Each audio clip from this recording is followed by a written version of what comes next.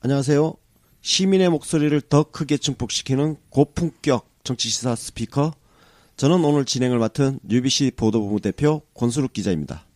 네, 동부아 정치경제연구소 하승주입니다. 네, 동아시아 따봉연구소 소장 윤갑입니다.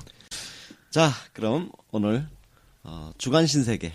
지난주 반응이 좋았어요? 네, 반응이 엄청나게 좋았습니다. 네. 그래서 한 번 하고 말려다가 계속하게 됐습니다. 그렇습니다.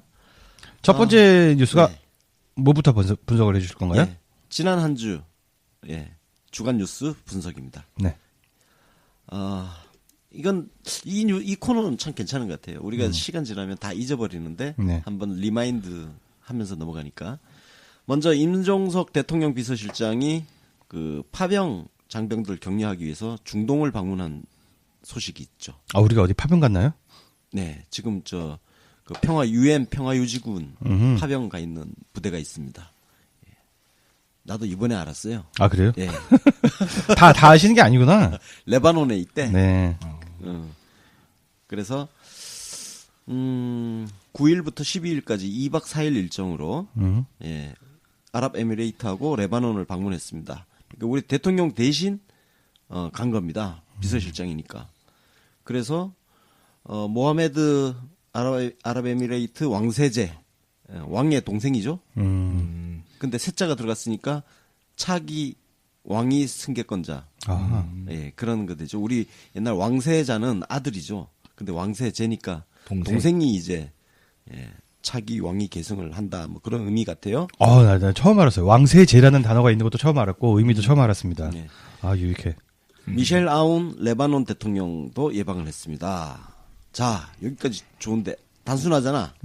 문제는 MBC 보도 때문이야. 그렇죠. 예, MBC가 이명박 비리를 알아보러 갔다. 대통령 비서실장식이나 되어서 고작 우리 장병 위문하러 갔겠냐. 뭐 시계 전달하러 갔겠냐, 시계 배달하러 갔겠냐 이렇게 얘기했죠. 그렇죠. 그래서 이명박 비리 수집하러 갔다. 야, 이게 사실은 지난주 우리 대통령 지지율이 0.5%포인트 하락했는데 그 하락에 기여를 했다고 합니다. 네. 네. 근데 이거 가지고 아무도 비판을 안 하길래 우리 뉴스 신세계에서 이틀에 걸쳐서 신나게 한번 깠습니다. 내부 총질하셨네요. 예, 내부 총질. 예. 그건 내부 총질이 주특기잖아. 그렇지. 인정해버려 그냥. 다 싸주기야. 근데 이 보도가 나오게 된 배경이 뭐냐면은 처음에는 이게 대북 접촉설로 시작한 거예요. 예. 북한 쪽하고 접촉하기 위해서 간 거 아니냐. 이 설로 시작해서 이명박 비리 수집하러 갔다. 이렇게까지 확장된 거죠. 그 두 개의 오보가 동시에 터진 거네요. 그렇습니다. 찌라시를 찌라시로 덮은 것 같아. 뭐 MBC는 그래서 청와대에서 정보도 윤영찬 수석이 어떻게 표현했냐면은 과감한 보도라고 표현했어. 그 약간 빈정대는 뉘앙스인가? 네, 굉장히 세게 비판한 거죠. 그러면서 정정보도를 요청했는데 MBC는 크로스 체크했다. 네, 그게 답이죠. 네. 청와대 쪽에 확인했다. 네. 그러면서 정정보도에 응하지 않고 있습니다. 아니 뭐 대통령 수석이 직접 나와서 아니라고 그러는데 누구한테 확인을 했단 말이요. 그러니까. 그죠? 네. 이게 참 문제야.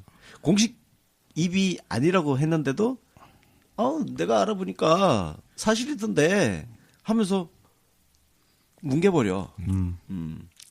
뭐 MBC는 뭐 나름대로 또 근거가 있으니까 그렇긴 하겠지만 그 어디 뭐 청와대 경비 아저씨한테 물어봤는지 뭐 청소한 아저씨한테 물어봤는지 알게 뭐요. 그렇죠. 예. 하여튼 이 보도가 사실이라면 진짜 대단한 보도 아닙니까? 그러니까요. 청와대가 직접 나서서 지금 이명박 캐고 있다는 건데.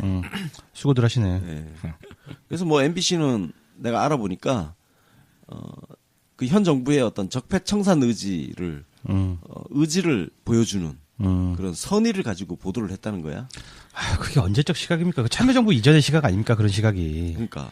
아니 뭐 언론이 문재인 정부를 뭐 비호하겠다, 뭐 도와주겠다 이렇게 생각해 준다고 그러면 뭐 고마워해야 되는지 모르겠는데 아니 뭐 사실을 보도하는 게 제일 낫지 않습니까? 그러게 말입니다. 예. 네. 이거 또 이제 재밌는 게 또 있어요. 이 관련해서 대북 접촉설 아까 얘기했잖아요. 예. 이건 TV조선에서 우리 정부 쪽이 북한 쪽 만나가지고 타진을 했대. 남북 대화 타진을 했는데 북한 쪽에서 80조 규모의 물자와 자금을 요구했다는 거야. 80조. 80조. 와, 이게 이해가 됩니까? 이게 MBC도 저는 저 나름대로 뭐 청와대 아는 사람한테 뭐 대충 유도신문으로 했든지 뭘 했든지 아니 100% 순수 창작은 아니라고 생각하거든요. 뉘앙스에 오해했든지 그렇죠. 뭐든 간에. 그냥 창작은 아닐 거예요. TV조선은 100% 창작을 얼마든지 해요. 얘들은. 그래서 이게 무슨 소스를 갖고 썼는지 궁금하지가 않습니다. MBC는 약간 궁금해요. 도대체 누구한테 뭔 얘기를 들었을까? 이렇다면은 TV조선은 그냥 소설가한테 의뢰를 한 건지 뭔지 궁금하지가 않습니다. 또 한 25년 전에 탈북한 탈북자한테 물어봤더니만은 네. 이렇더라. 예, 뭐 이런 그런 얘기 식이야. 네. 네. 25년 전 탈북한 사람. 와, 진짜. 걔가 제일 전문가야. 뭐 모르는 게 없어. 25년 동안 북한 떠나 있었는데. 그러니까 김정은이 잘 때 무슨 입을 덮고 하는지까지 다 알아 걔네들. 아이씨. 근데 골 때리는 게 북한 지난해 GDP가 얼마인 줄 아세요? 36조? 36조? 36조.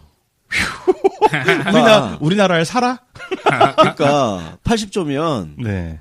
그 36조의 2배가 넘잖아. 이게 말이 되냐고. 진짜. 응? 그건 그렇고 참 북한이 가난하긴 하네요, 진짜. GDP가 36조면. 그렇죠. 우리 원래 예산이 우리 420조. 그죠. 그러니까 참 이런 어처구니 없는 보도를 하고 이걸 또 믿는 사람들이 있어요. 상식이 실종된 사람들이야. 자, 이런 뉴스가 있었고요. 논평의 가치가 없는 뉴스였네요. 그렇습니다. 역시 우리 야당 리포트가 있으니까 네. 자바 국당 이야기는 안 빼버렸습니다. 네네. 네. 자, 우리 당 이야기 할게요. 민주당 정당발전위원회가 11일에 혁신안을 의원총회에 보고했습니다. 보고했고 12일에는 헌법개정 토론회도 했어요. 이게 뭔가 제대로 돌아가는 정당이야. 네. 이 뉴스 자체가 갖고 있는 의미는 민주당이 제대로 돌아가고 있다. 그 얘기입니다. 그래서 하여튼 헌법개정 토론회에서는 헌법 전문에 뭐 5.18 민주화 운동, 부마 항쟁 이런 거 넣자 하는 것부터 해서 다양한 논의가 지금 진행되고 있고요. 민주당 정발이 혁신안은 일단 보고를 했고 요거 지금 추미애 대표가 러시아 방문을 이제 갔다 왔어요. 갔다 왔기 때문에 이제 곧 논의가 시작되지 않을까. 러시아 방문은 뭐 국민 중에 1%도 모를 겁니다, 아마. 그 뉴스를 제대로 보도한 거는 또 보도를 안 뉴스 해주고. 신세계밖에 없어요. 네. 자, 우리 정책과 관련해서는 그 문재인 케어 네. 관련해서 의사협회 반대 집회가 있었어요. 예. 있었고 복지부가 대화를 제의했고 그리고 대통령께서 대통령이 본진 폭파 정말 잘하셔. 예. 하여튼 대통령 말씀 조금 이따 소개해드리고 여튼 그것 덕분에 의사협회가 대화 테이블로 나오겠다고 했습니다. 뭔가 나라가 좀 제대로 돌아가는 느낌 들지 않아요? 그러니까 말이 안 통하는 사람들조차도 끌어들여서 대화를 하게 만들었다. 그렇습니다. 이게 뭐냐면은 저쪽도 이익 집다 보니까 무한 투쟁을 해가지고 정권을 이렇게 길들이려고 하는 그런 게 있잖아요. 네. 근데 대통령이 신뢰할 만한 사람인 건 다 알고 있어. 그러니까 진정성을 가지고 대화를 하자고 하시니까 그럼 대화에서 손해볼 거 없으니까 일단 대화 테이블로 나가겠다라고 하는 거 아니겠습니까? 그래서 대통령께서 이렇게 말씀했죠. 그 의사들의 염려도 충분히 이해할 수 있는 일이다. 네. 예. 그렇죠. 제가 뉴스 신세계 하면서 계속 얘기했던 게 저런 반대 자체를 나쁘게 볼 필요는 없다. 왜? 자기 이해관계가 걸려있고 만약에 손해보는 쪽이라고 생각하면 당연히 저렇게 골기할 수 있는 거다. 그럼요. 예. 네. 중요한 거는 핵심은 대화를 하는 거. 그래서 의사협회가 대화 테이블로 나온 것 자체는 저는 굉장히 칭찬할 일이라고 생각합니다. 맞습니다. 예. 민주노총 같은 경우는 청와대 초청도 거부해버렸잖아. 그러니까요. 예. 그리고 비교가 되죠? 거부한 날 바로 엄청 후회를 하고 그랬었죠. 지금 그 의사들은 그 의료 수가 체계가 함께 개선돼야 한다는 네. 주장을 하고 있죠. 나름 일리가 있어요. 아, 그럼요. 그렇죠. 예. 그래서 이 부분을 대통령께서 다 이해하면서 말씀을 하셨어. 예. 그 의사들의 염려하는 거 그거 안다. 그래서 기존 정부에서 그 잘 안 지켜졌던 부분 이거 충분히 귀 기울여서 듣고 그 의료계 목소리 담아내서 의료수가 체계 개선하겠다. 이렇게 말씀하시고 나서 대화 테이블로 나오겠다 이렇게 된 거예요. 아, 우리 대통령님 너무 예. 이게 이제 잘하셔. 그 문재인 케어 같은 경우에는 사실 굉장히 복잡한 정책 문제이고요. 네. 그래서 우리 정치 신세계나 뉴스 신세계에서 아마 특집을 한번 네. 잡았으면 좋겠고요. 네. 그리고 저는 뭐 여기서 이제 길게 할 수는 없으니까 이제 짧게 뭐 이거에 대한 느낌을 말씀드려 보면은 우리 정부는 일을 되게 만들려고 엄청 노력한다. 그러니까 문재인 케어 같은 경우를 만약 정략적으로 접근하는 수도 있어요. 만약 그래 된다고 그러면은 양쪽 간에 누가 이기냐 해보자, 쌍. 대결적으로 나간 것도 충분히 가능하잖아요. 여태까지 그런 식으로 나왔던 것도 수도 없이 많았었고. 그래서 또 어디 뭐 또 뭐 집회가 나는데 뭐 누가 뭐 맞았다네 뭐 이런 일들이 나오는데 지금 이거는 어쨌든 간에 양자 간의 입장들을 갖다 조율을 해가지고 결국 제일 중요한 건 국민들의 건강보험에 대한 그 수혜 대상 이런 거 갖다가 폭넓게 가져가자. 이게 정책 목표이니까 그 정책 목표를 달성하기 위해서 즉 일이 되게 만들기 위해서 정부가 노력하겠다. 이 얘기 아닙니까 진짜. 그렇죠. 예. 참 야당들이란 것들이 정말 존재감이 미미하죠. 대통령께서 이렇게 직접 나서서 그 의사협회라는 이해관계자도 이렇게 테이블로 끌어들여 버리니까 야당은 그냥 막 반대만 하다가 사실 지금 닭줬던 개 신세가 된 거죠. 그러니까요. 네. 예. 예전에 야당 컨설팅 한번 했었잖아요. 대체제가 되려고 하지 말고 보완제가 되려고 하라. 그렇다면 지지율이 오를 것이다라고 했는데 계속해서 무슨 구체제를 상대하듯이 그 극한 투쟁으로 나가니까 사람들이 야당 제끼고 모든 게 다 이루어지지 않습니까? 그렇죠. 그렇죠. 그 이제 저기 유명한 말씀 하셨잖아요. 우리 원내대표 자유한국당 원내대표 세례되신 분이 자유당을 패싱하고 나면 들깨처럼 싸우겠다 이런 말씀을 하셨는데 싸워봐. 이거 지금 자유당 패싱한 거야. 이미 개 같은데 얼마나 더 개 같아지는지 너무 궁금해요. 계속 패싱해가지고 점점 더욱 더 개 같은 거를 한번. 이번 경우는 우리가 뭐 패싱하려고 그런 것도 아니고 그러니까. 지들이 딴짓하다가 되게 중요한 이슈를 놓친 것 같아요. 그리고 우리가 패싱한 게 아니라 의사협회에서 맞아. 패싱했잖아. 그러니까. 아니 뭐 저기 들깨처럼 다시 또 따라와야지 뭐 너네들이. 아니 진짜 좀 영리한 야당이라면 처음에 의사협회가 이렇게 골기를 했을 때 중재자 역할을 딱 하면서 그렇죠. 예. 대화 테이블을 만드는 그 역할을 했다면 진짜 우리 윤갑희 소장이 말한 대로 좋은 보완제가 되는 거죠. 참 역할이 없으니까 지지율이 안 오르는 겁니다. 네. 자, 이거 관련해서 우리 윤갑희 소장이 무슨 캠페인 네. 하고 있죠? 네, 이른바 이게 베란다 프로젝트라는 프로젝트가 지금 지지자들 사이에서 출범이 됐는데 지금 현재 문재인 케어를 지지합니다라는 현수막을 정치신세계숍에서 판매를 하기 시작했어요. 네. 요걸 하게 된 계기가 뭐냐면은 사실은 문재인 케어 때문에 시작한 것은 아니고요. 지난 예산안 때 우리가 예산안 때 현수막 전쟁에서 졌다는 지지자들의 그 지적이 굉장히 많았지 않습니까? 네네. 근데 우리 지지자들은 진짜 정말 특이한 존재들인데 그래서 당을 압박해서 현수막 전쟁에 나가도록 독려를 했잖아요. 네. 그거 하고도 분이 들 풀렸어. 야, 현수막 우리가 직접 만들자. 그래서 현수막을 대신 걸어서 거리에 걸 생각을 하다가 보니까 현수막에 약간 불법성 같은 것들이 좀 있잖아요. 그렇죠. 구청에 그러니까 뭐 신고해야 되고 뭐. 그렇죠. 복잡해져요. 네. 그리고 또 네거티브한 메시지 함부로 내기도 좀 그렇고. 네. 그래서 온전한 자기 사유지에 현수막을 걸자는 캠페인이에요. 그게 바로 내 집 베란다. 우리 집 베란다입니다. 아. 그래서 소형 현수막으로 문재인 케어를 지지합니다. 예산안은 이제 지나갔으니까. 네. 그래서 하려고 보니까 현수막 업체에서 일괄 배송을 안 해줘요. 그러니까 야 정치신세계숍 니네가 좀 배송 좀 해줘. 그래서 진행하게 된 것이고요. 여기서는 이제 마진을 붙이지 않고 원가로만. 예, 거의 원가로 판매하고 그래도 남는 낙전 수입들이 약간 있습니다. 이걸 모아서 민주당 중앙당에 후원하기로 결정을 했습니다. 네. 이번만 하고 끝나는 게 아니라 이후에도 한 달에 한 번씩 메시지를 계속 갈아엎으면서 하겠다고 와. 좋네요. 당원들이 그렇게 굿 하고요. 아이디어입니다. 네. 그리고 베란다에 걸기 부담스럽거나 걸만한 환경이 안 되시는 분들은 차량용 스티커로도 지금 디자인을 마쳤어요. 네. 그리고 핀 버튼이라든가 기타 등등을 해서 여론전을 우리가 직접 하자라는 움직임입니다. 이거 그게 생각이 납니다. 2004년도에도 이 비슷한 게 있었어요. 네네. 탄핵. 예. 그죠? 우리 노무현 대통령 탄핵 관련해 가지고 진짜 집집마다 베란다에다가 네. 걸었었습니다. 예. 예.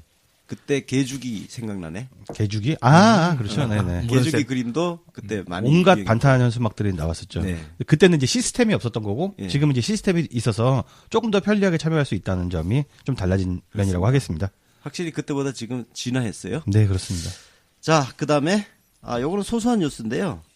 나라답게 정의롭게 대통령의 메시지를 보는 문재인 정부 214일 기획 전시. 이거 누가 진행하는 겁니까? 네, 요거 지금 청와대에서 어허. 예, 하고 있는데요. 그 잘한다. 청와대 입구 쪽에 보면 사랑채라고 있어요. 예. 예, 그 효자동 그 청와대 딱 들어가기 직전에 네네. 효자들이 많이 예, 산다는 효자동. 거기 상거리 있잖아요. 예. 예, 거기 사랑채라고 있습니다.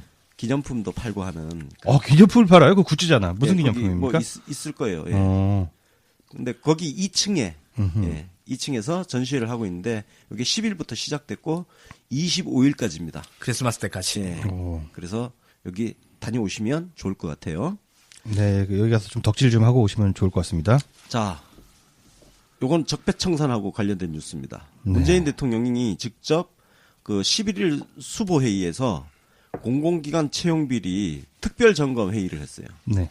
이미 그 예전에 지시를 한번 했거든요. 그거를 현재까지 어떻게 진행됐는지 중간 점검하는 거예요. 이거 센데요? 예, 발언이 굉장히 셌습니다. 말씀이 뭐냐면은 공공기관 채용 비리 관련해서 책임자들은 민형사상 책임을 지우고 그리고 정말 부정한 방법으로 채용된 사람들도 채용 취소를 하도록 해라. 뭐 그런 예. 근데 이거 보니까 이게 전수조사를 했습니다. 아하. 예, 뭐 한 330개 공공기관 해가지고 전부 자체 조사를 했어요. 해가지고 징계 등의 문책이 143건 그리고 23건은 수사 의뢰 예정이래. 근데 이것도 모자라서 대통령께서 혹시 미진한 자체 조사가 미진한 데 있으면은 그것도 특별 점검해라. 예. 이거 셉니다 이거. 끝까지 가라는 말이에요. 이게 진짜 센데 행정부 수반께서 그렇게 강력하게 지시한 것도 그렇고 또 적폐청산이라는 게 꼭 사법부에 의존하거나 국회에 의존하지 않고도 이렇게 해낼 수 있다는 게 그럼요. 신선하게 느껴집니다. 네. 그게 지금 포인트입니다. 네. 국회 손 안 빌리고도 충분히 할 수 있다. 네. 꼭 이게 사실 국가 행정이 여러 가지 측면에서 되잖아요. 뭐 입법 사항이 있고 어떤 경우는 개헌 사항도 있고 그리고 어떤 경우에는 뭐 행정명령, 행정입법이 필요한 것도 있고 아니면 그냥 하명 대통령 지시만으로 될 수 있는 것도 있고 그러는데 일단 이 부분에서는 대통령 하명으로 가능한 부분이니까 이 점에서는 행정부가 책임지고 하겠다 이런 뜻인 거죠. 그리고 그 의지가 굉장히 강력하다는 메시지를 계속 보내고 계신 거고요. 네. 자, 이거는 요즘 한참 유행하고 있는 비트코인. 네, 비트코인 관련해서 또 청와대에서 대책 회의를 했습니다. 나 이거 비트코인 이번에 나도 이제 관심 갖고 보니까 네. 와, 전 세계 거래량의 20%가 우리나라래. 역시 대한민국이다. 진짜 끝내준다. 진짜 다이내믹 코리아. 그렇군요. 아니 나는 이걸 무조건 나쁘게 안 보이고 네. 야, 우리나라 사람들 정말 에너지 넘친다. 에너지도 에너지고 참 성실하다고 해야 될까? 진짜 돈 버는 문제라면은. 다양한 에피소드도 지금 나오고 있잖아요. 네. 어떤 고등학생 약간 몇백만 원 버느라고 장난쳤다가 20조가 날아갔다고. 목숨이 들어오는 중국 쪽 애들이 지금 사람 보낼 가능성도 나오고 되게 재밌더라고. 이게 좀 경제학의 조예가 있으신 분들은 이 국가가 이런 거에 개입하는 게 옳으냐라는 의견도 많던데 하 소장님 어떻게 생각하세요? 그 일반적인 경우라 그러면 국가는 뭐 경제에 굳이 개입 안 해도 되는 문제긴 하죠. 그런데 지금 이 상황에서 그런 원칙들만 내세워가지고 국가가 개입하지 마라라고 하는 건 말이 안 돼요. 그런가요? 예. 일단 그런 거 있어요. 배추값이 졸라 올라요. 근데 국가가 배추값에 개입한다라고 하는 거 개입할 여지도 별로 없고 네. 하면 당연히 부작용이 생기고 그래서 안 돼요. 근데 배추 한 포기가 10,000원, 20,000원을 한다. 그런데도 불구하고 국가가 이게 손 놓고 있다. 그럼 당연히 국가가 욕먹거든요. 아하. 이런 거랑 마찬가지인 경우인데 비트코인도 그래요. 그냥 동네 그 컴퓨터 코딩 너드들 그러니까 이런 애들 뭐 진짜 이상한 애들끼리 막 치고받고 하는 거 이런 거라 그러면 국가 개입할 필요 전혀 없죠. 그런데 이미 어마어마한 그 통화량들을 갖다 여기서 다 빨아들이고 있는데 이거에 대해서 국가는 할 게 없으니까 가만히 있어. 이건 또 말이 안 돼요. 그렇지. 국가의 역할을 너무 무시하는 거지. 시장 만능주의인데 너무 사실 편한 논리인 것 같아요. 그렇죠. 네. 이런 거에 대해서 경제 개입에 대해서 정부의 역할이 뭐냐라고 하는 거는 그 미묘한 문제거든요. 너무 많아도 안 되고 너무 적어도 안 되고 이러는 건데. 그러니까. 근데 여기에 대해서 그렇기 때문에 정부 개입에 대해서는 양쪽으로 다 깔 수 있어요. 개입을 너무 많이 했다고 깔 수도 있고 개입을 왜 이거밖에 안 하냐고 깔 수도 있고. 그렇죠. 네, 이런 거기 때문에 깔라고 하면 뭐 얼마든지 깔 수도 있지만서도 그러나 이건 지금 이 상황에서 정부가 손 놓고 있어야 된다라고 하는 거는 기본적으로 그거는 전 말이 안 된다. 그 시장 경제에 대한 오해 같아요. 예. 보이지 않는 손을 약간 신앙처럼 생각하는 그렇죠. 사람들인 것 같아요. 근데 이제 정부 개입이라고 하는 게 이제 여러 가지가 있는데 그 중에서 그러니까 우리 민주당 정권에서는 그 유시민 장관이 그렇게 표현을 했었는데 시장 친화적 접근 방법이라고 얘기를 했거든요. 그래서 이거를 또 역시 양쪽에서 다 공격을 받았어요. 그러니까 그 시장에서 생긴 문제인데 시장 친화적 접근을 한다라고 하는 거는 오히려 시장의 이 횡포를 갖다가 그대로 용인하는 것이다라고 하는 진보 좌파 쪽의 공격이 있었고 그 다음에 정부 개입은 최소화해야 되는데 시장 친화적 개입이라고 해서 개입을 갖다 정당화시키는 거 아니냐라고 하는 보수 우파 쪽의 이 비난도 있고 그러는데요. 그러나 누구나 대부분 다 동의할 수밖에 없는 게 정부의 개입은 필요하고 그 개입의 부작용을 최소화하기 위해서는 시장 친화적인 접근 방법을 취해야 된다. 이건 맞는 말이거든요. 근데 이 비트코인 이 문제는 이 시장 친화적 개입이라는 게 과연 뭐가 있느냐라는 의문이 들 수밖에 없을 정도로 좀 이 어떤 시장의 것과는 좀 다르게 막 폭주하는 면들이 있거든요. 네. 그래서 지금 나오고 있는 대책들도 상당히 좀 과격한 정책으로 보여요, 사실. 네. 아예 뭐 이거 거래 자체를 갖다가 없애버리겠다. 뭐 선물 거래 아예 인정 안 하겠다. 이렇게 얘기하기도 하고 그러는데 저는 일단 있다고 봅니다. 네. 지금 상황의 심각성과 과연 이게 시장 친화적으로 볼 수 있느냐 이런 문제가 있는데 그 여기서 좀 말씀을 드리면 옛날에 제가 한 3년 전에 그 비트코인에 대해서 강연을 한번 찍은 적이 있거든요. 그래서 그거 내용 기반으로 해가지고 조만간 한번 비트코인 특집 한번 잡았으면 그럽시다. 싶습니다. 예. 비트코인하고 문재인 케어는 우리가 한번 특집 편성을 한번 해봅시다. 우리 막 방송하다 말고 편집회의하고 있어. 자, 다음, 이번 지난주 소식 이렇게 정리를 하고요. 알아봤고요. 자, 다음 코너는 미디어 비평입니다. 네, 이번 주 미디어 비평은, 코트라 사태, 요거 하나만 갖고 얘기하면 될 것 같습니다. 네. 그래서 제가 정량적인 분석과 정성적인 분석이 두 가지를 준비했는데요. 정량적인 분석은 언론들도 어떤 군을 카테고리를 나눌 수가 있잖아요. 그래서 조중동, 그리고 한경, 매경, 한국, 애매한 애들, 그리고 한경호, 그리고 세계일보. 이렇게 좀 분석을 해봤어요. 그래서 하나하나 사례는 아니고, 제가 좀 약간 인상비평 비슷하게 좀 제가 살펴본 바를 말씀드리겠습니다. 조중동 프레임을 보면은요, 일방적인 폄훼 프레임입니다. 그리고 혼밥 프레임, 구걸 프레임, 구걸 외교라는 거죠. 외교 참사, 홀대, 뭐 이런 이야기들을 했습니다. 레퍼토리 참 다양합니다. 네, 근데 제가 궁극적으로 빠지기 시작한 게 뭐냐면은 단순히 뭐 내가 지지하는 정부를 비판했다 이게 마음에 안 드는 게 아니라 적어도 언론이면은요, 그리고 전통 있는 언론이잖아요. 왜 홀대를 받았는지에 대한 분석이 없다는 거예요. 아무리 찾아봐도 없습니다. 거의 모든 언론이 그렇지 않나요? 예. 그러니까 홀대 받았다 야구루지롱 이걸 벗어나지를 못하는 거예요. 이걸 분석한 것도 뉴스 신세계밖에 없는 것 같습니다. 네. 게다가 조중동의 경우 제가 이제 제일 이해가 안 가는 게 뭐냐면은 중국 자체를 비판을 합니다. 중국 자체를 비난을 하는 거예요. 왜? 친미주의라는 간편한 그쪽 프레임에 기대서 비판을 하는 겁니다. 게다가 하다 못해서 오늘자 조선일보를 보니까요. 그 북한 노동당 신문 사설을 빌려와서 문제를 까고 있어요.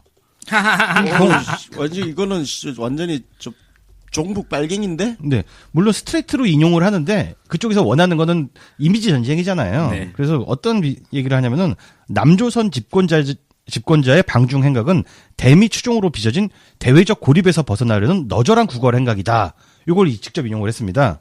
그러면은 이건 조선일보 논조하고도 반대되는 거 아닙니까? 지금 뭐 그냥 북조선 일보하고 남조선 일보가 하나가 됐네. 예, 근데 관점이 달라요. 남조선 일보는요.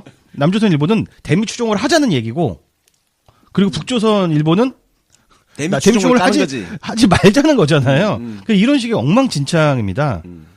그 왜 홀대를 받았는지에 대한 원인이 없다. 걔가 또 보수 언론 조중동 논조를 다 분석해서 한 줄로 요약을 해봤더니 이렇습니다. 삼불 정책 요구도 꺾어버리고 사드 문제도 해결하고 북핵 문제도 해결하고 그렇다고 미국과 일본의 심기도 거스르지 말면서 중국에서는 가서 환대를 받고 오라는 겁니다. 이 말이 돼요? 그러니까 얘네들이 설령 홀대가 있었다 하더라도 네. 그 원인에 대해서 분석하지 않는 이유는 홀대가 없었기 때문에 그렇습니다. 그렇지. 네. 홀대가 없었기 때문이고 두 번째는 또 설령 있었다 하더라도 그 홀대의 원인이 바로 자신들에게 있기 때문이야. 네, 그렇습니다. 그러니까 박근혜 정권 당시에 환대받았다는 뉴스를 엄청나게 쏟아냈고 박근혜를 빨아주던 자기들 아니야. 네, 그렇죠. 그 이야기를 할 수가 없는 거지. 그리고 게다가 뭐, 예. 박근혜가 시진핑 뒤통수 때린 거 네. 이것까지 이야기를 해야 된단 말이야. 네. 홀대의 원인을 찾게 된다면. 그러니까 홀대의 원인을 싹 빼고 그렇지. 그냥 홀대 받았다 구걸했다. 계속 그 얘기만 반복하는 거죠. 네. 그러니까 조중동의 이념 자체도 나는 요즘은 그냥 다 포기한 것 같다. 나름의 이념이란 게 있잖아요. 맛이 갔어? 네, 그렇습니다. 그리고 이제 동아일보 같은 경우에는 무슨 대중 전문가라고 모셔서 얘기를 하는데 여기서도 그러니까 아까 말씀드렸던 뭐 다시 한번 말씀드리겠습니다. 삼불 정책 요구도 꺾고 사드 문제, 북핵 문제 다 해결하고 미국과 일본 심기도 거스르지 말면서 중국에서 환대를 받고 와라. 이거를 어떻게 해결할지 아무도 제시를 못하고 있다는 거. 솔루션을 제시를 못하고 있다는 거. 그래서 조중동은 더 이상 이거 언론이라고 부르기 진짜 완전히 막장까지 갔다라고 말씀드릴 수 있을 것 같고요. 또 하나의 프레임이 뭐냐면은 방중 연내 강행을 했기 때문에 그러니까 중국의 그 외교 성과를 과시하기 위해서 연내에 강행하다 보니까 여러 가지 참사가 빚어졌다라는 얘기를 하는데 이건 정말 말도 안 되는 얘기예요. 왜냐? 만약에 내년으로 미뤘으면 시기 놓쳤다고 할 거잖아요. 그리고 저기 연초 강행이라 했을 거야. 맞습니다. 2월중 강행, 뭐 3월대 강행, 1사분기 내 강행. 신년 되자마자 방중 강행. 그냥 하다 마나 한 소리입니다, 진짜. 네. 그러니까 뭐 그냥 핑계 잡아서 그냥 무조건 까는 거거든. 네. 어차피. 예. 이렇게 해도 까고 저렇게 해도 까는 거는 너무나 쉬운 일이기 때문에. 그런데 정말 그나마 이렇게 까면 우리가 뭐 데미지가 있어야 되잖아요. 네. 근데 데미지는커녕 뭐 이렇게 홀대론 제기한 애들만 더 바보가 되고. 네, 그렇습니다. 네. 오히려 뭐 저기 사열 받고 이러는 걸 보면서 아닌데 이 병신들아 이런 소리나 듣게 되는.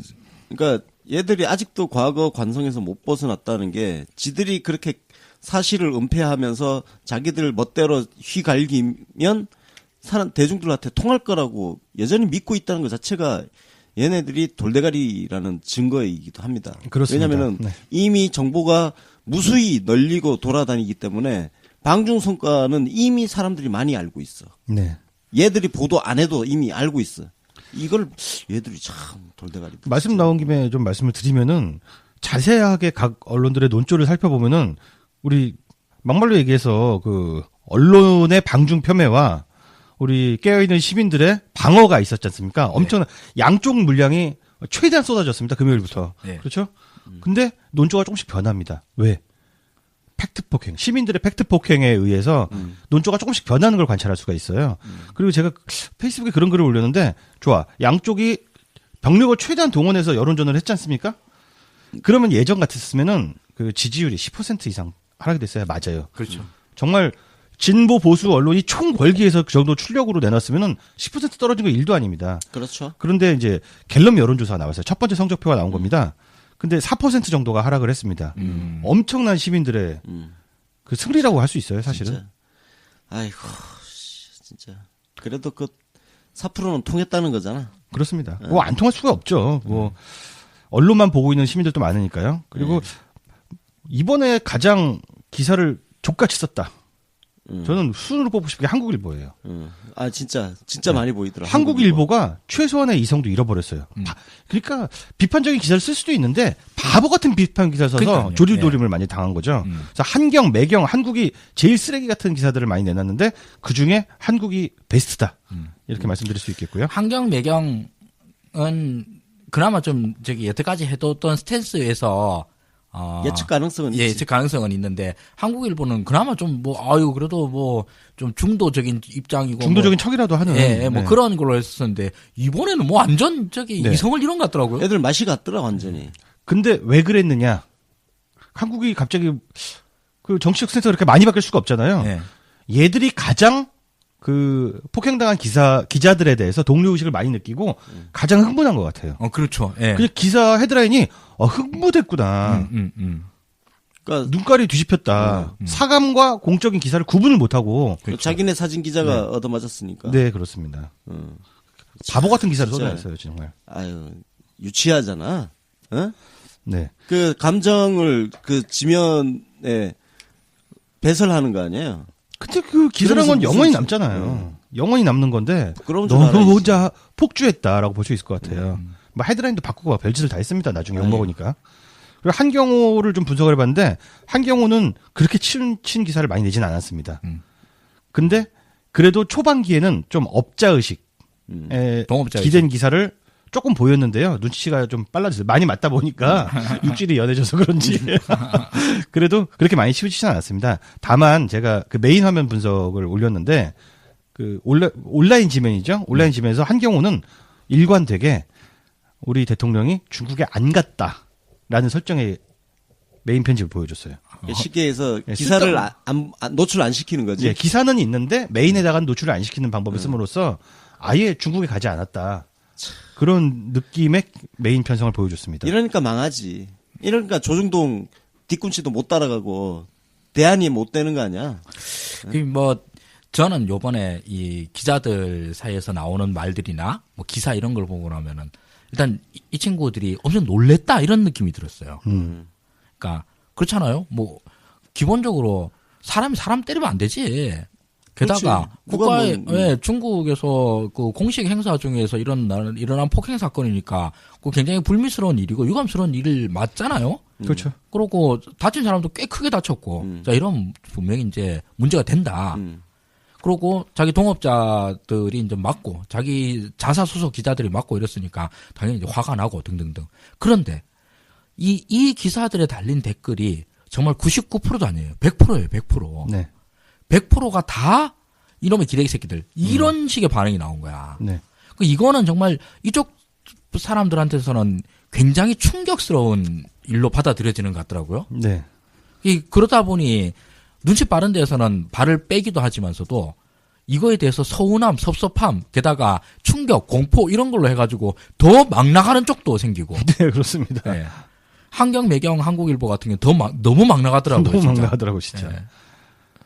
자, 그래서 좀 돋보였던 데가 세계일보인 것 같아요. 세계일보가 약간 언론스러웠고요.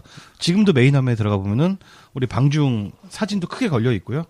아주 정상적인 논조의 기사들을 제일 많이 쏟아내지 않았나 싶어요. 그리고 아까 논조가 좀 바뀌기 시작했다 그랬잖아요. 네네.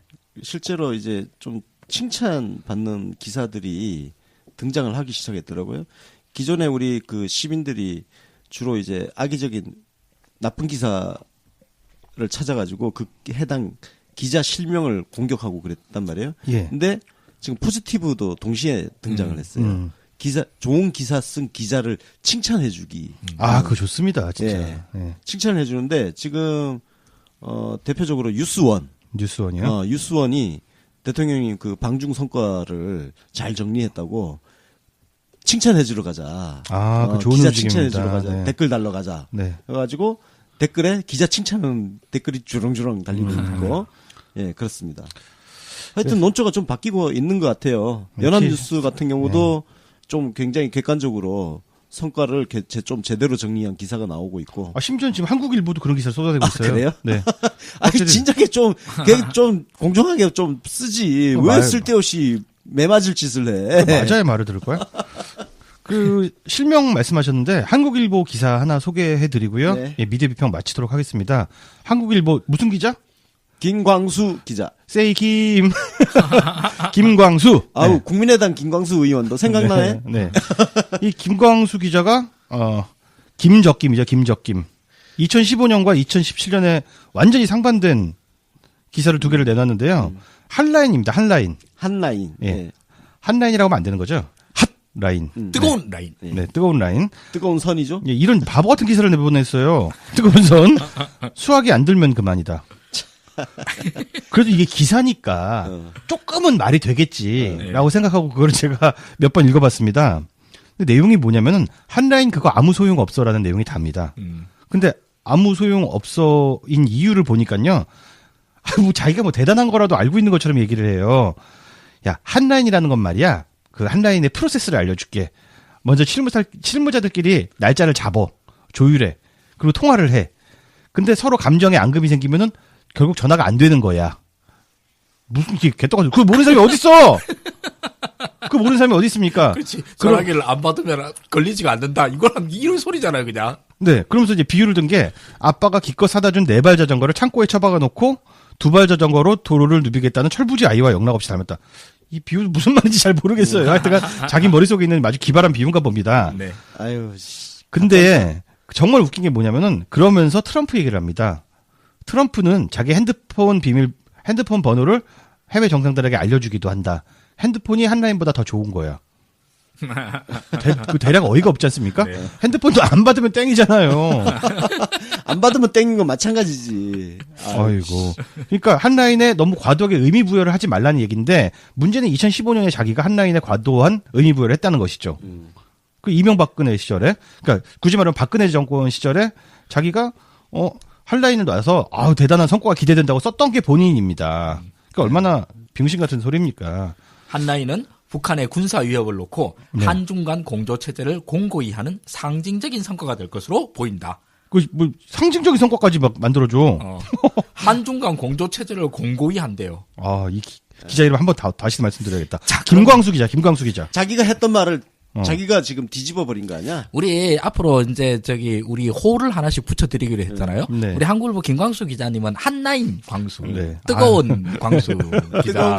뜨거운 광수. 네. 우리 또 영알못 기자 생각나시죠? 연합뉴스 이승우 기자. 이승우 기자. 이름도 외워 이제는. 우리 페리 장관으로부터 직접 트윗까지 받으신. 영광스럽겠다. 그러게 영알못 이승우 기자, 뜨거운 김광수 기자. 이렇게. 자, 제가 오늘 김광수 기자 이 기사를 가지고 온 이유는 뭐냐면은 한 가지 시사점이 있다고 느꼈기 때문입니다. 이명박근혜 정권의 적폐는 언젠가는 청산이 됩니다. 적폐 청산이 될 거라고 보는데 이 언론 적폐들 어떻게 합니까? 이명박근혜 정권의 적폐를 실질적으로 부스터해줬던 이런 기자들 네. 청산 안 되잖아요. 그렇죠. 그래서 방법은 우리가 이름을 다 기억하고 저 사람들이 쓰는 기사는 믿지 말아야 되는 영향력을 떨어뜨리는 데 있지 않나 싶습니다. 네, 그냥 우리는 영향에 떨어뜨리게 하는 능력은 없고요. 그냥 호는 만들어 드릴 수 있어요. 네. 그러니까. 제가 지금 아직 사실 투자금 확보를 못 해가지고 제대로 못 하고 있지만 기자별 기사 DB를 지금 만들 생각을 갖고 있어요. 단순히 그냥 검색하면은 쭉 어떤 중구난방으로 기사가 뜨는 게 아니라 이거를 일정한 카테고라이징을 해가지고 한눈에 일목요연하게 보여주는 그런 걸 한번 만들려고 구상 중인데 진짜 이거 빨리 만들어야 될 것 같아요. 만드시면은 그 기자들 평점도 한번 네. 모아주시면 좋을 것 같아요. 바로 소팅되게. 근데 돈 안 드는 것부터 하죠. 네. 호부터 여러 명 정해서 이제 항상 기사만 보면 이제 뜨거운 김광수로 기억해 주시기 바랍니다. 그럽시다. 이상 미디어 비평 마치도록 하겠습니다. 자, 다음 순서는 멤버스픽 뉴스. 이건 뭐냐? 우리 잘 알려지지 않은 뉴스를 발굴해내는 겁니다. 네. 성균관대에 대해서 갖고 왔는데 성균관대 총동창회가 자랑스러운 성균 인상 수상자로 황교안 전 국무총리를 선정했습니다. 야, 이게 말이 됩니까? 여기 동창회는 독특한 사고 구조를 갖고 있네. 근데 보니까 성균관대는 총리들한테는 상을 다 주는 것 같아요. 그냥 높은 자리에 올라가면은 영광스럽다는 거네. 자랑스럽다는 거네. 그리고 작년에는요. 정홍원 국무총리에게 자랑스러운 성균 인상을 줬습니다. 정홍원은 정말 진짜 특별하게 더 한 일이 없잖아요, 일단. 진짜. 그러니까 적폐라도 열심히 한 것도 딱히 아니잖아요. 네. 그냥 높은 자리에 올라갔다는 자체만으로 그냥 주는구나. 이거 옛날 방식이잖아요. 그러니까 2015년에는 이완구 전 국무총리에게 또 이 자랑스러운 성균 인상, 발음 더럽게 안 되네, 진짜. 그래도 짧아서. 성균관대 되게 네. 자랑스러운 학교다. 그래서, 현재 누구 있냐면 황교안, 정홍원, 이완구 이렇게 3명의 자랑스러운 성균인이 있습니다. 다만 이제 성균관대 총동창회 외에도 뭐 민주동창회인가 이런 동창회에서는 또 나름대로 블랙리스트에 오른 방송인이라든가 이런 사람들을 고르고는 있다고 합니다. 각 대학교 총동창회라는 데가 골때려요, 진짜. 뭐 하는 인간들이 모인지 모르겠는데. 진짜. 저는 이제 연대 나왔는데, 저는 여기 연대 동창회에서도 뭐 이것저것 날아오거든요? 날아오는데, 이거 이제 수신 거부도 할 수 있고, 보내지 마라 전화도 할 수 있는데, 굳이 일부러 꼬박꼬박 받고 있어요. 이 새끼들 우표값이라 더 들라고. 내가 특히 연세대학교에 대해서는 이 개새끼들 진짜 그다음부터 학교 쪽으로서는 오줌도 안 누겠다 싶은 게 이 개새끼들이 당시 노무현 대통령 서거 당시에 노무현 대통령 위패를 갖다가 분향소에서 깽판을 친 서정갑이한테 자랑스러운 연쇄인상을 줬어요. 아 진짜 참 이걸. 네. 아이고. 그때를 생각하면 정말 성균관대는 졸라 귀여워요. 갑자기 피가 거꾸로 솟는다. 저는 진짜 그 이후로 연대 동창회라는 새끼들한테는, 총동창회라는 새끼들한테는 무슨 수로 쓰든지 간에 최대한, 어떤 식으로 이제 피해와 손해를 끼치고 싶어요. 일단은 우표값에 오르고 있네요. 네, 일단은 우표값이라도 매달 써라, 이 개새끼들아. 이게 진짜 처음에 하는 거지만서도, 뭐, 저도 좀 강권드립니다. 총동창회 명의로 해서 뭐 돈 내라고 하는 거 있으면은, 그냥 조카라, 개새끼들아라고 답해주시는 게. 아이고, 참, 별게 다 있다. 자, 다음 코너는. 다음 코너, 2주의 인물. 2주에 누가 신설했습니다. 네. 야, 우리 한번 두 번째 방송인데 벌써 신설 코너가 나왔어. 다음 주에 코너 구조 조정 좀 합시다. 네. 자, 2주의 인물 누굽니까? 이용호네요, 이용호. 네, 이용호 의원. 국당 이용호입니다. 예, 국민의당 국회의원 이용호. 병신 같은 트윗을 하나 올렸어요. 읽어드리겠습니다. 중국 맛집 혼밥 순대도 아니고 그따위 방문 일정을 만든 외교장관 즉각 사퇴시키고 직무유기로 처벌하라. 처벌? 사퇴는 그냥 정치 공세로 생각을 했는데 처벌을 하랍니다. 수행기자도 못 지킨 청와대도 상처받은 국민 앞에 머리 숙여 사과. 이건 뭐 권순옥 박사. 진짜 그대로 읽으면 되겠네요. 있네. 네. 전쟁. 야, 이 씨발.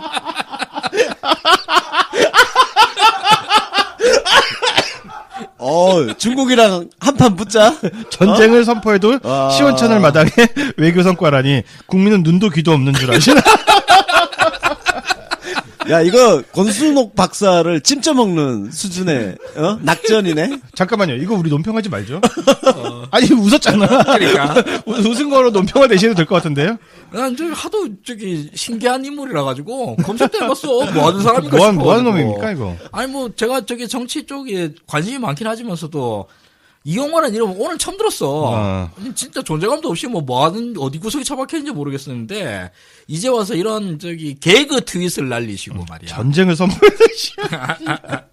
아유, 진짜. 피곤해. 아우. 야, 중간에 나오는 그따위 방문 일정을 만든 이런 표현 있잖아요. 네네. 우리 그렇게 생각하시면은 여태까지 그따위 방문 일정으로 유명하신 안모 씨가 생각나지 않습니까? 오만 뭐 방문 일정들마다 온갖 개그 짤방들을 수도 없이 양산하신 그런 방문 일정을 갖다가 꾸준히 만들어 놓으신 국당 내에 당 대표실 뭐 이런 분들은 싹 다 잘라야지. 뭐. 나가 뒤져야지. 자는 걸로 되나? 당 대표를 이렇게 보낼 때마다 병신 만들어 나오는데. 이게 그따위 방문 일정이 어디서 나온 얘기냐면은 그게 조선일보에서 계속 주장하고 있는 건데요. 그 난징 대학살 이래 왜 거길 찾아갔느냐. 그러니까 외교부가 바보라서 무식해서 그렇다는 거예요. 아니 난징 대학살이를 모르는 외교부가 어디 있겠습니까? 그렇죠. 이게 제가 그 얘기를 하려고 하는 게 아니라 이 이용호라는 국당 국회의원은 조선일보만 본다. 근데 이 새끼 이런 사람들밖에 안 남았다 이 국당에. 참. 이분은 또 나름 뭐 출신은 경향신문 출신이더라고요. 아 그래요? 네. 옛날 경향신문이라 가지고 옛날 경향신문 뭐 또라이 그러니까 많았으니까. 애들이 너무 무식하니까 참 이걸 일일이 다 가르쳐 주려니까 참 이거 어디서부터 얘기해야 될지. 웃은 걸로 논평을 대신합시다. 네. 요번 대통령께서는 문재인 대통령께서는 남경대학살 이 기념일에 참석을 하셨잖아요. 근데 이거는 인류사적인 비극이고 이 비극에 대해서 애도를 표하고 한중 간의 어떤 그런 신뢰관계. 신뢰관계 이렇게 만드는 데 의미가 있잖아요. 근데 박근혜는 전승기념일에 참석했거든요. 미친 거지. 네. 왜냐면은 그 중국 인민해방국 네. 해방군 사열을 받은 게 사실 그 굉장히 미친 짓이라고. 그러니까 그 의장대 사열이 아니라 전승 기념이라고 하는 그러니까. 네. 중국 인민해방군의 전승이라고 하는 것은 물론 항일전 승리도 있어요. 2차 대전 승리. 이게 이제 제일 주되긴 하지만서도 중국의 승리라고 하는 건 국공내전 승리도 있는 거고 그다음에 얘네들은 저기 그 한국전 한국전쟁. 한국전쟁 3전 이것도 있지 않습니까? 네. 이것도 이제 승전이라 그러는데 그러니 미국에서 봤을 때는 박근혜한테 미쳐버리는 거예요. 아니 갈 데가 따로 있지. 그러니까. 중공군이 아니에요. 중공군의 전승 기념일에 한국의 최대 우방이 거기에 참석해가지고 아무 생각 중국 없는 주석 거죠. 옆에 네. 있다. 이건 외교적으로 어마어마한 상징적인 사건이었거든요. 그건 뭐 일본에 가가지고 신사참배하는 거랑 비슷한 거 아니겠습니까? 그러니까 외교가 그때 이제 파탄됐던 게 그런 거죠. 미국 상대로는 그 중공군 전승기념 그 서열 받아가지고 미국 빡치게 만들었지. 예. 그래놓고는 또 사드 전격 도입하면서 중국 또 뒤통수 후려 갈기면서 또 빡치게 만들었지. 그러니까요. 와, 이건 뭐 중국, 일본, 미국 양쪽을 다 빡치게 만들어버린 거야. 우리 옛날 김영삼 대통령이 저기 대사들 앞에 가가지고 거의 뭐 술주정 비슷한 소리를 해가지고 외교 참사 그랬었는데 박근혜는 김영삼에 한 100만 배쯤 되는 거죠. 네. 그러니까 지금 난징 대학살 그 추도식 날 대통령께서 중국을 네. 가셨고 그리고 메시지를 또 남겼잖아. 그러니까요. 예.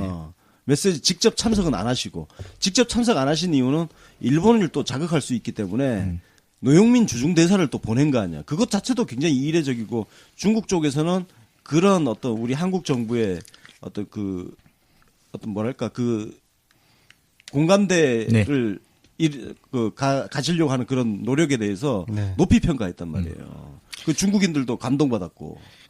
제가 뭐 다른 데서 한번 소개한 건 있지만서도 한중 외교 있지 않습니까? 한중 외교에 이제 여러 가지 몇 번의 변곡점이 될 만한 사건들이 많이 있었는데 그 참여정부 당시에 그때 중국에서 초대형 사고가 사스였어요. 사스. 사스가 지금은 이제 다 진정이 됐으니까. 진짜 난리 났었지 그때. 근데 당시에 사스의 공포는 어마어마했거든요. 네. 그렇죠. 일단 당장 중국 내 외국인들이 도망가기 시작해요. 그렇죠. 그리고 외교 공관들이 철수 준비를 해요. 그 이게 나고 난 다음에 이게 그냥 그 단순한 보건 의료상의 문제가 아니라 중국 경제 전체가 말 그대로 휘청하는 사태거든요.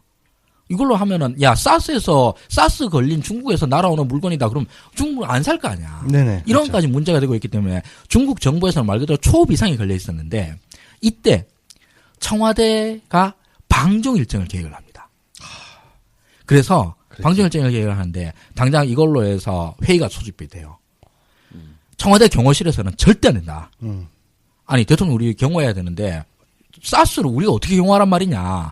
대통령이 여기 와서 전염이라도 되면 우린 뭐 어떡하란 말이냐 이렇게 되는데 이런저런 논의 끝에 NSC까지 다 얘기를 해가지고 대통령이 방중을 결정을 하십니다. 그런데 그렇죠. 그때 당시에 중국 지도부에서 느꼈던 고마움은 네. 말도 못하는 거거든요. 네. 어려울 때 친구가 친구야. 예, 어려울 때 친구가 진짜 친구다라는 말씀으로 그 중국 지도부에서 진짜 그런 얘기 나왔고 당장 중국 내에 있는 외교관들이 탈출 러시를 하고 있었을 때 한국에서 직접 최고 대통령이 찾아왔다라고 하는 건 중국 입장에서는 어마어마한 원군이 되는 거였거든요. 네. 물론 실제로 그때 이후로 사스도 진정이 돼가기도 했었었고요. 그게 이런 게 진짜 말 그대로 지도자 아닌가 싶거든요. 그렇습니다. 예. 아이고, 그거 진짜 박근혜 진짜 미국 빡치게 하고 중국 빡치게 한 거 생각하니까 빡치네. 네. 그거 우리 문재인 대통령이 이번에 다 정리한 거 아니에요? 그러니까요. 예. 이런 평가를 제대로 해야지 무식한 새끼들이 어디다 대고 무식하다고 그래. 혼밥 이야기 한 쪽 앉았고 세상에. 그걸 뉴스라고. 그러니까 혼밥은 진짜 와 너무 어처구니가 없죠. 혼밥이라는 단어를 그렇게 쓰나? 저 중국 갔으니까 매 끼마다 뭐 중국 쪽 사람 만나서 밥 먹어야 혼밥이 아닌 거야? 미친 새끼들이야. 아니 그러고 저것도 알 거 아니야. 아니 그걸 하는 걸 갖다 대통령이 진짜 그쪽에 뭐 맛집 있어서 혼밥하러 가셨겠어? 당연히 연출이지, 빙신아. 연출이지 그거는. 그걸 몰라서 그러냐? 중국 중국인들을 겨냥한 연출이죠. 그렇죠. 이건 중국 사람들 보라고 연출한 거지. BBC는 너가 보라고 했냐? 그래서 지금 어쨌든 사드 문제 이후에 굉장히 반한 감정이 높은 상황이었잖아요. 그러니까요. 그것 때문에 중국에 진출해 있는 기업뿐만 아니라 교민들이 굉장히 힘든 상황 속에 있었단 말이에요.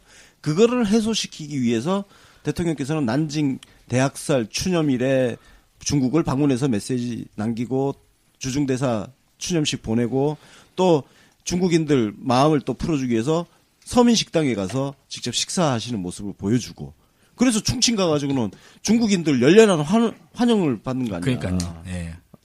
뭐 그래서 그 중국 교민들하고 기업들이 지금 이번에 대통령 덕분에 진짜 그 반한 감정 수그러드는 그걸 벌써 이미 체감하고 굉장히 고마워하고 있다는 거 아니에요. 그럼 최고의 외교 성과를 이루고 오신 대통령이고 그렇죠. 그거에 대해서 최악의 보도로 화답한 한국 언론들인 거죠. 네, 그렇습니다. 이 지구상에 이런 쓰레기 같은 언론들은 없을 거야. 저는 뭐 한 줄만 딱 말씀드린다면은 그 언론도 아무래도 뭐 동지애 같은 게 있겠죠.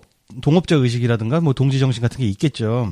근데 그거를 함부로 연대했을 때 시민들이 그 역자극으로 연대한 게 지금 사태다. 그래서 모든 언론들이 동시에 그 신뢰도와 영향력을 잃었을 텐데요. 모든 거는 역작용이 있으니까 그걸 고려하면서 힘도 함부로 쓰면 안 된다는 걸 볼 수 있을 것 같습니다. 게다가 여기서 싸움을 걸면서 국민들을 상대로 화를 내더라고요. 그러니까요. 네. 그래서 국민들을 상대로 화를 내면 당연히 화를 받은 국민들 입장에서는 뭐야 이 새끼야 이런 식으로 반응을 하지.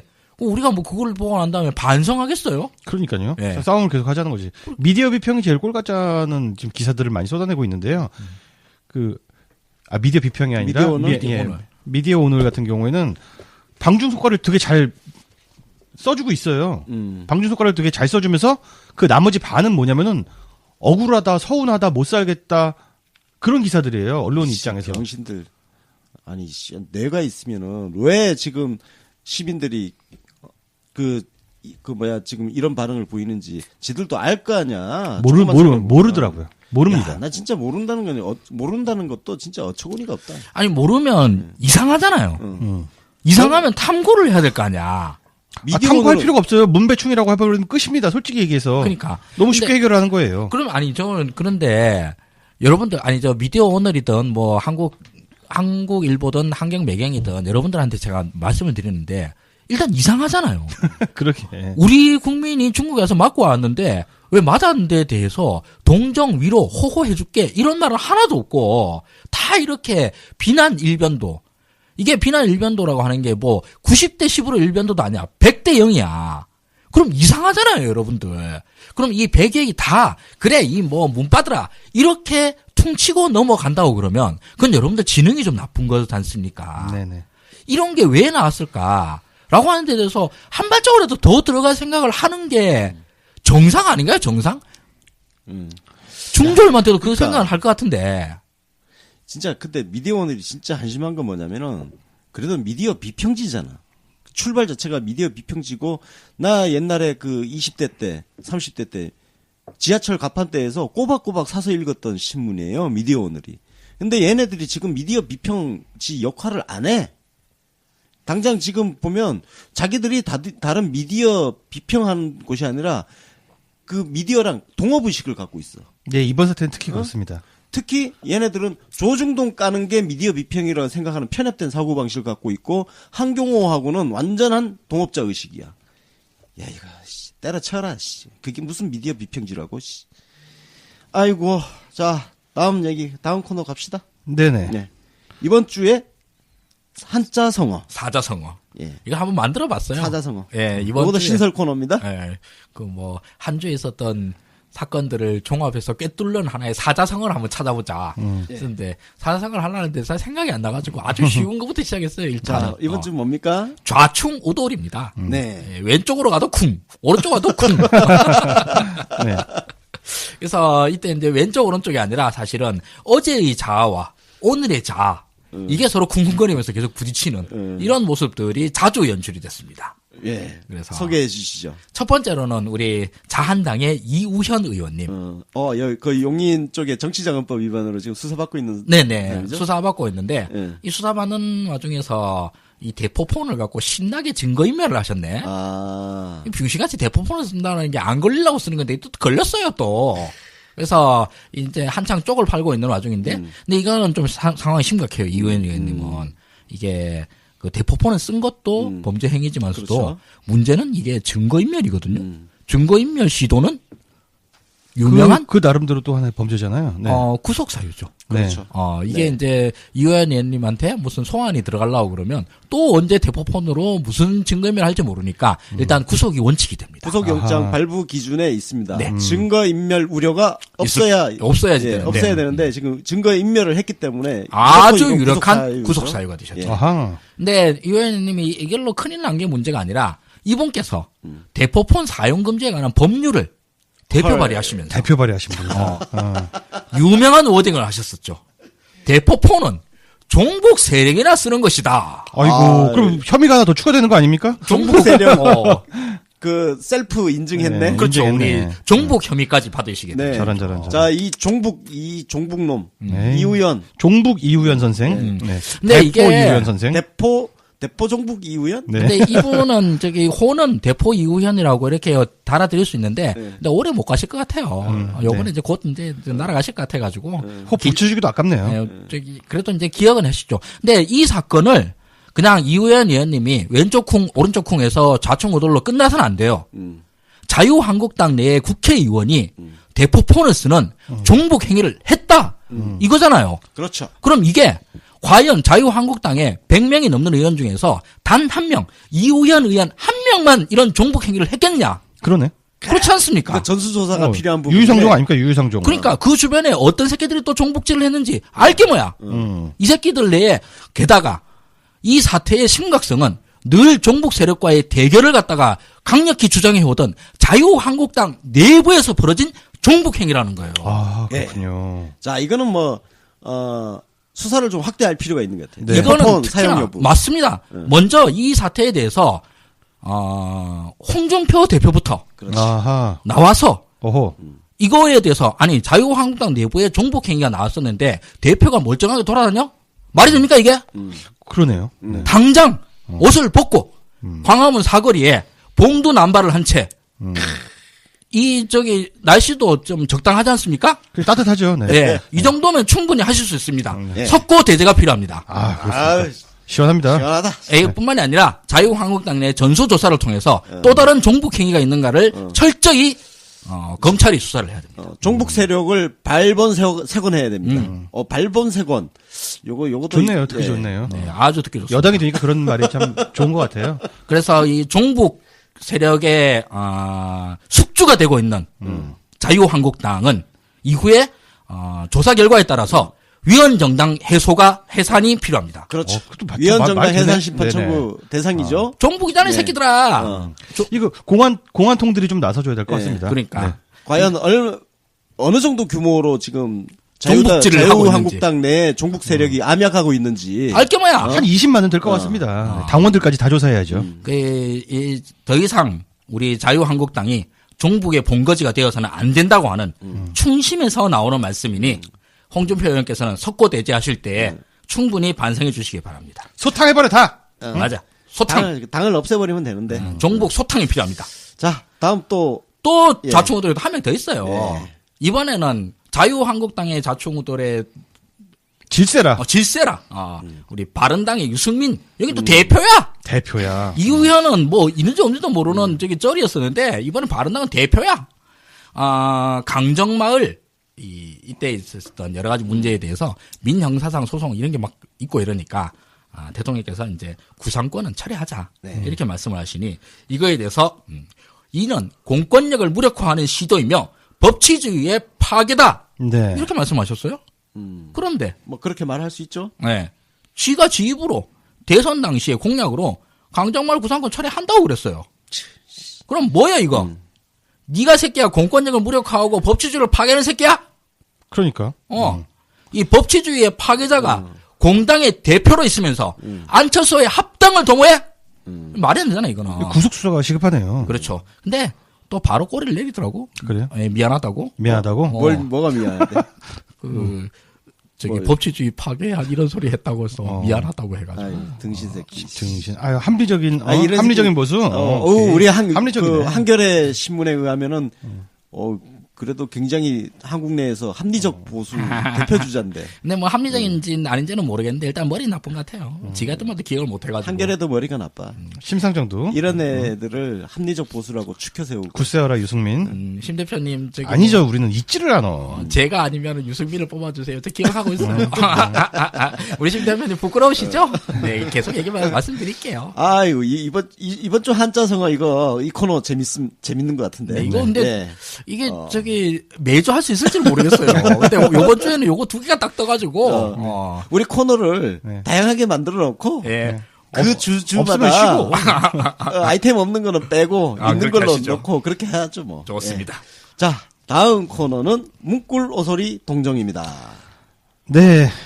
더불어민주당 민원실의 불친절한 응대가 도마에 오르고 있습니다. 헐? 네. 이건 뭐 어디 보도화된 것은 아닌데 그 지지자들 중심으로 불만들이 좀 새어나오고 있는데요. 12월 15일 오후에 실제로 있었던 일입니다. 한 권리당원께서 더불어민주당 민원실로 전화를 했는데요. 그 전화를 딱 받으면 안녕하세요. 여기 무슨 회사 아무개입니다. 이게 기본이죠. 그렇죠. 근데 네. 이러더라는 거예요. 오. 아니 뭐 이것도 그냥 피곤하니까 그럴 수 있다고 볼 수 있는데요. 그래서 실례지만 거기 어느 부서인가요?라고 권리당원이 질문을 하니까 우린 그런 거 말하지 않습니다. 뭐 역시 국정원이야? 국정원이야? 진짜? 그래서 다시 한번 우리 권리당원께서 이렇게 말씀하십니다. 나는 권리당원 아무개입니다. 여기는 어딘가 정도는 말씀해 주셔야 되지 않습니까? 라고 하니까 무슨 일로 전화하셨는데요? 이러더라는 거예요. 퉁명스럽게? 예. 이 사람이 우연히 지나가다 뭐 짬뽕집 아저씨나 퀵서비스 아저씨가 전화를 받은 게 아니라 분명히 여기서 근무하고 있는 상근하고 있는 당직자라고 보여지거든요. 그래서 무슨 일로 전화하냐고 해서 일단 용건을 말했다고 합니다. 뭐 홍준표 사태라든가 뭐 코트라 사태 등에 대해서 논평을 좀 신경을 많이 써달라라고 부탁을 하려고 전화를 했는데 전달할게요. 그래서 이분이 이제 화가 나셨어요. 이 새끼들 불친절 쩌네. 네. 전화 매너 잘 지켜라 하고서 전화 끊고 다시 또 딴 곳에 전화해서 이 여직원한 다른 여직원이 받았을 때 상황을 설명하면서 따졌다고 합니다. 그러니까 여직원이 정말 죄송합니다. 그런 일이 있어서는 안 되는데 이렇게 또 친절하게 받았다고 합니다. 근데 그러고서 분이 안 가라앉아가지고 이 권리당원께서는 자기 혼자 뭐 냉대 받은 거는 괜찮은데 우리 으쌰으쌰 다 잘하는 분들이잖아요. 높은 여당 지지율 가지고 자꾸 이러면 안 되니까 주의를 줘야겠다고 싶어서 다시 전화를 했더니 똑같은 일이 또 반복됐다고 그래요. 심전이 이랬다고 그래요. 전화기 수화기를 그냥 내려놓고 전화를 안 듣더래요. 그런 일까지 반복이 됐다고 합니다. 야, 이거는 찾아내가지고. 네. 징계해야 될 사안입니다, 이거는. 예, 민주당에 말씀드리는데 12월 15일 전화 받으시던 이 불친절한 응대한 당직자 찾아내서 좀 경고를 강력하게 주시길 바라고요. 당이 이따위로 가면 안 돼. 네, 그렇습니다. 근데 이게 한 번에 있었던 일이 아니라 복수의 증언자들이 있다는 거. 제가 어떤 새끼야, 이거. 이 새끼 이거 진짜 이런 새끼는 신상 털어서. 네. 당에서 출당시켜 쫓아내야 돼. 저도 작은 회사 당을 망하게 할 놈이야, 이런 새끼. 작은 회사를 운영하고 있는데 대표로서 이런 일이 있으면 그 직원을 중징계할 수밖에 없습니다. 네. 해고사예요, 해고사. 저는 그렇게 생각하는데 우리 모두 다 사회생활을 하면서 기본적인 애티튜드, 매너 그리고 또 고객에 대한 친절한 응대 같은 거 기본적으로 장착하고 살잖아요. 그렇죠. 네. 근데 우리 당비로 운영되는 우리 당이 나는 그런 거 모르는데? 나는 싫은데? 이러면 정말 문제 심각한 거예요. 근데 뭐 사실 민원 전화 중에서도 좀 힘든 전화들이 있을 수 있거든요. 그럴 수 있죠. 네, 그럴 수 있는데, 근데 지금 같은 경우에는 첫 시작부터 시작을 해가지고 끝 부분까지 계속 이렇게 한다고 하는 거는 이거는 그 한계를 훨씬 훌쩍 뛰어넘은 일이고요. 저는 그 얘기를 하고 싶은데 친절한 응대라는 것은 왜 하냐면요, 업무 능률 때문입니다. 일단 다 떠나서 불친절하게 받으면 불친절하게 나오고 싸우고 다시 전화하고 사과하고. 서로 힘든 거예요. 뭐하러 이런 짓을 하고 있습니까? 그러니까 윗선 뭐 바꿔라 해가지고 또 뭐 전화 타고 올라가고 이런 일들이 점점 에스컬레이트 되잖아요, 진짜. 그러니까 효율적으로 일하기 위해서 우린 친절하게 응대를 딴 거 다 떠나서요. 뭐 당원이 당의 근간이다 이런 저희 갑질 멘트를 하려고 하는 게 아니에요. 쓸데없는 삽질들 하지 마시라는 거 말씀드리고 싶습니다. 네. 이 코너도 좋은 것 같습니다. 네. 문구로 소리 동정. 네. 자, 다음 코너 자, 넘어가겠습니다. 한마디만 당부드리겠습니다. 문구로 소리 동정에 제보를 원하시는 분은 가피가피 윤가피에게 멘션이나 DM으로 언제라도 연락 주십시오. 네. 저는 친절합니다. 여러분들의 제보로 네. 꾸려가는 코너. 귀염귀염 가피가피 윤가피. 네. 아, 귀여워. 자, 오늘 마지막 코너입니다. 다음 주 뉴스 미리 보기입니다. 네. 다음 주에 이제 무슨 뉴스가 어떤 있을까요? 뉴스를 중점으로 두고 봐야 될까요? 네. 역시 마이너리티 리포트.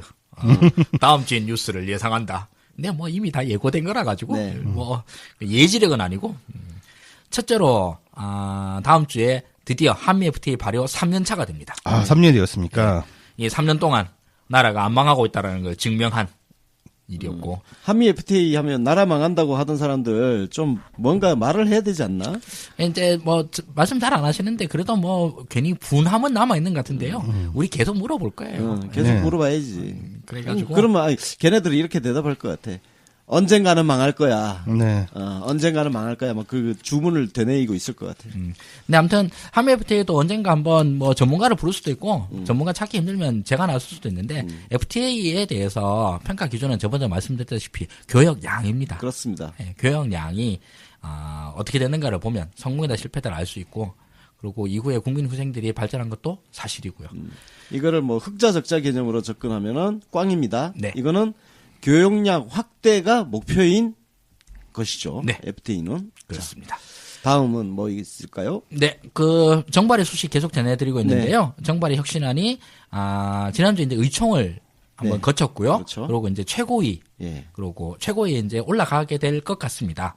일단 당 대표가 이제 추미애 대표가 러시아 갔다 왔죠 이제. 예. 갔다 왔으니까 그렇죠.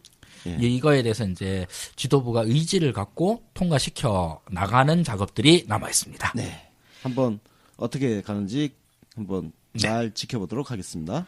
두 번째로는 이제 예. 민주당 내에서 그러니까 이 민주당 소식입니다. 예. 그러니까 국회 전체가 아니라 그 헌법 개정에 관한 토론회들을 쭉 이어서 열기로 했습니다. 네. 지난주에도 한번 했습니다. 네. 헌법 전문과 관련해서 했고 계속 한다는 거죠. 예, 그렇죠. 이제 뭐 헌법이 크게 세 부분으로 나눠져 있지 않습니까? 네. 전문, 기본권, 통치구조 이렇게 나눠져 있는데 여기에서 각자 이제 토론회들이 열리게 될 것이고 네.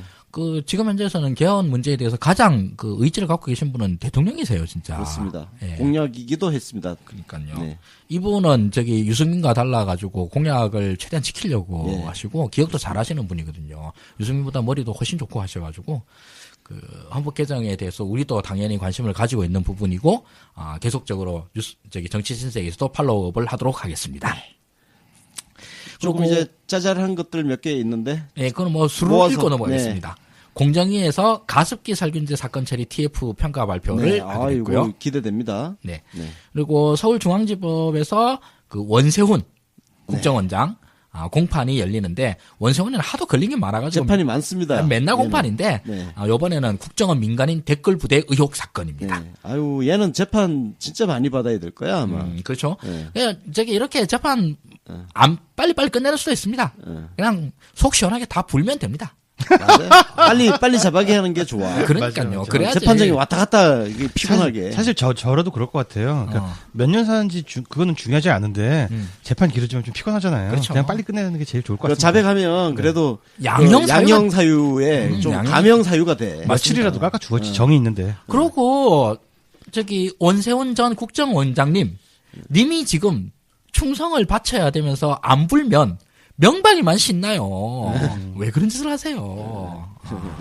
그리고 그 다음에 그 안철상 민유숙 대법관 후보자. 예, 후보자 그리고 권순일 중앙선관위 위원 최재형 감사원장의 인사청문회가 열리게 됩니다. 네. 19일, 20일, 21일 연속됩니다. 네. 그리고 우리 또 그 MB 키즈 중에 한 명, 우리 신년희 강남구청장, 예, 문재인 대통령 비방 1심 선고가 있습니다. 기대됩니다. 네. 이거. 이 부분에 대해서 신년희 구청장의 이런 각종 기행들, 여기 이 구청장님께서 굉장히 코믹하세요. 진짜 코믹하신데, 과연 MB 키즈답다 이런 말이 나오는데 언제 한번 우리 저기 여선홍 강남구의 의원 한번 모셔가지고 신년희 의원의 각종 기기묘묘한 행적들 한번 들어보는 자리 마련해보면 좋을 것 같습니다. 아, 재밌겠는데요. 네. 네. 연선웅 의원은 한번 출연했었는데 네. 예, 한번 더 불러도 한번 더 좋을 하지 것 뭐 같습니다. 옛날 한지 오래됐으니까. 예, 아, 그리고 제가 딱 한 줄만 더 말씀드리면요. 네. 여기서는 여기 다루지 않도록 야당 리포트에서 다루긴 할 건데요. 다음 주 그리고 다다음 주 계속 이어서 자유한국당 의원들에 대한 조사와 소환과 구속이 줄줄이 이어지니까 많이 기대 부탁드립니다. 여기저기 팝콘 가기야. 우리는 자유한국당 의원님들의 이런 한겨울 고초에 대해서 안타까워하는 마음으로 했다는 걸 이해해 주시기 바랍니다. 그렇습니다. 우리도 마음 안 좋아. 요것도 우리가 한번 연말 특집에 네. 연말 특집으로 한번 싹 한번 네. 우리 정리를 해드리겠습니다. 우리 화이트 크리스마스 때는 신나는 이라기보다 신나는 뉴스로 해야지.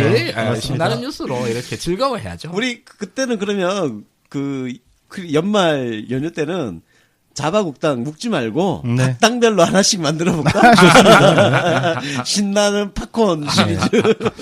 마지막으로 청취자 의견 좀 한번 네. 소개해볼까요? 네, 발자크님이 이런 질문 해주셨는데요. 네 분에게 크리스마스 카드 보내고 싶은데 어디로 보내야 되나요? 어디 보낼까요? 네. 뉴비씨 사이트의 맨 하단에 보면은 뉴비씨 주소가 있고요. 네. 정치 신세계 숍 맨 하단에 보면은 정치 신세계 숍 그 주소가 있습니다. 둘 중에 아무데로나 보내주시면 제가 책임지고 다 배달하겠습니다. 네. 써니텐님께서 음악방송 잘 들었습니다. 언제나 수고에 감사드립니다. 뉴비시 청취자 배가 운동했으면 좋겠고요. 후원자 1000명 더 늘리기 운동도 홍보를 많이 해서 저변 확대를 더 했으면 합니다. 아유 쑥스러워요. 그냥 여러분들이 좀 해주시면 안 될까요? 네. 우리는 못하겠어. 아유, 중이 제 머리 못 갔습니다. 응원합니다 님께서 사실을 제대로 전달하거나 드물지만 숨은 맥락까지 파악해서 심층 분석 기사 작성하는 기자의 기사인 경우 기자명을 구체적으로 기재해서 응원 댓글 달고 구독하기 응원하기를 하자는 제안이 있습니다. 적극 협조하겠습니다. 네, 이거 포지티브 언론운동이죠. 언론이 모두를 쓰레기로 매도해도 해야 답도 없으니 좋은 정상적인 기사 쓰는 구체적인 기자를 부각시켜서 정치 기자의 왜곡 보도 행태와 차별화하는 것도 필요할 듯합니다. 동의합니다. 예, 이미 하고 있죠? 네, 더 열심히 하도록 하겠습니다. 정신문꿀님, 권순욱 기자님의 1대1 인터뷰가 깊이도 있고 현안에 대한 핵심도 잘 짚고 있어 도움이 됩니다. 진짜 칭찬드리고 싶어요. 인터뷰가 점점 퀄리티가 올라가고 있는 것 같습니다. 숨어있는 좋은 정치인을 소개받는 계기도 되고 이것도 잘하시고 계시고요. 그분들에게 문꿀들이 가지고 있는 문제의식이 잘 전달되는 것 같습니다. 인터뷰 중 영상 핵심 부분을 2, 3분 짤로 만들어서 올려주셔도 좋을 듯합니다. 네. 이것도 좀 적극 반영하고 있는 것 같더라고요. 예, 지금 뭐 하고 있는데 사실 좀 더 잘하고 싶어요. 네. 저희는 항상 청취자들과 함께 피드백 드리고 항상 소통하는 멤버들이 되도록 노력하겠습니다. 네. 자, 저희가 준비한 내용은 일단 여기까지입니다. 저희는 다른 에피소드에서 또 찾아뵙도록 하겠습니다. 지금까지 저는 권순욱, 하승주 윤가피였습니다. 감사합니다. 고맙습니다.